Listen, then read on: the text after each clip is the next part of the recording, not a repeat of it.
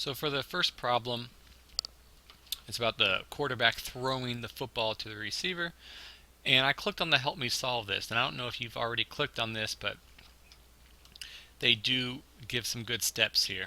So find the coordinates of point B. To find the coordinates of B, we're just going to look where is B on the graph, and B is right here.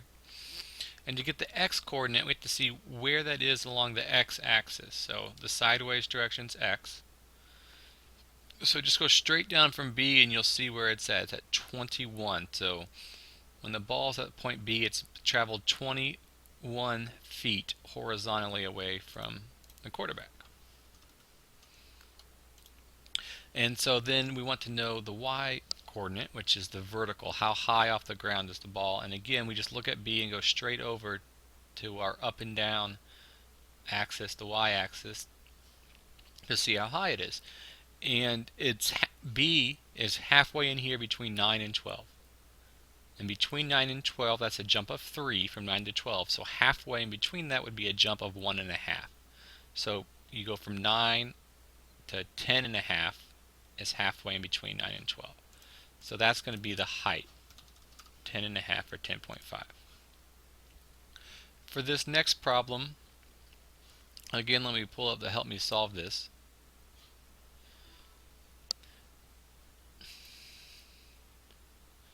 So it says to evaluate this function for the given value.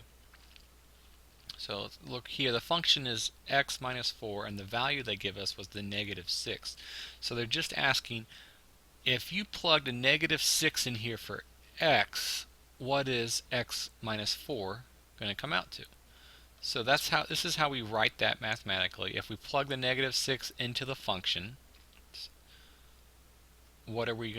what's the result going to be? And to see that, we just substitute, instead of x, we're going to write -6 now, because that's what we're plugging in. So it would be -6 minus 4, which gives us a -10. Alright, now whatever number you plug in, that's your x value. You're plugging in a value for x, that's why we replace the x with the -6. And then your result is your y value. So when you plug in a -6, the answer, the y value you get is a -10.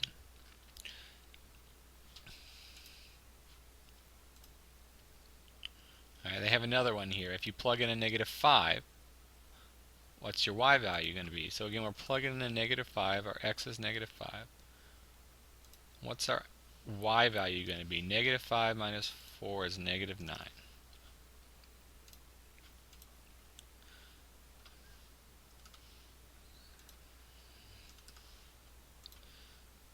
And again, when you plug in a -4, you get -8. How many of these are there?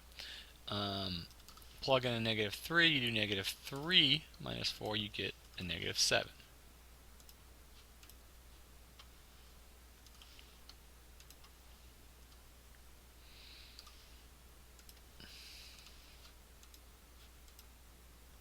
Okay, so now it just wants us to identify the graph that goes along with these points. So when you have the 5 points that you get from plugging in x values and seeing what the resulting y value is, just excuse me, I'm sorry. I guess they actually go down here and plot them for you already, so you can see these 5 points. For example, -3, -7 is going to be one of them. -1, 2, 3 on the x, and then you come down to -7. This point right here is -3, -7. So that's where those points are on the graph. Okay, so if that's where those points are, which one of these lines would go through all those points? It's this one.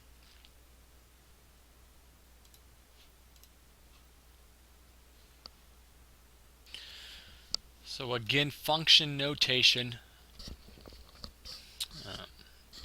How that works is just like the last problem. So we're plugging a 1 in for x. What's our y value going to be? So if we have a 1 for x, we plug it in. 1 minus 3, it's -2. And then when we square that, we should get a 4. -2 times -2 is 4. We'll we plug a 2 in. So again, our x is 2. 2 minus 3 is negative 1. Square that, you get a positive 1. 3 minus 3 is 0. Square that, you still have 0. 0 times 0 is still 0. So again, we plugged in a 3 and our answer was 0. 4 minus 3 is negative 1. Square that, you get a positive 1. Whenever you square something, you should always end up positive. Negatives times a negative cancels. It's out. Oh, I wrote that backwards. We plugged in a 4 this time. I don't know where I got the negative 1 from. So we plugged in a 4 and our answer was 1. And here we plug in a 5. Let me write that in right away so we don't mess that up. 5 minus 3 is 2. Double 2 times 2, square it, that gives you a 4. Okay, so again, they've come here, and if you look at the coordinate plane, here's the 5 points that we just found. It's going to make a U shape, a parabola. So then we just got to find the graph that goes through those points. And out of our choices, it's this one. And for the final problem you asked me about, again, I clicked on the help me solve this. We're trying to use two different functions to find f of negative 1 plus g of negative 1. Okay, what does that even mean? It means we're going to figure out what's the y value when we plug a negative 1 into f, and add that to what the y value is when we plug a negative 1 into g. So whatever number you show up here shows up inside the function f of negative 1. That's our x value. So let's start with that. We're asking when x is negative 1, when we have negative 1 for x, and we plug that into our f function, remember our f function is the blue one here, what do we get? What is the y value? So when we go to negative 1 for x, it looks like the y value is 2.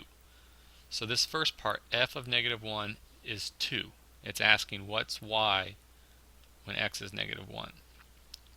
And then this is asking again, what is y when x is negative 1, but this time with the g function. So on the other colored one, the g, when we go to negative 1 for x, what do we get for y value? It's 0.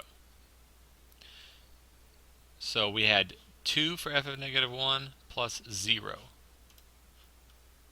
So 2 for that, and then g of negative 1 was 0. So if we add those together, 2 plus 0 equals 2.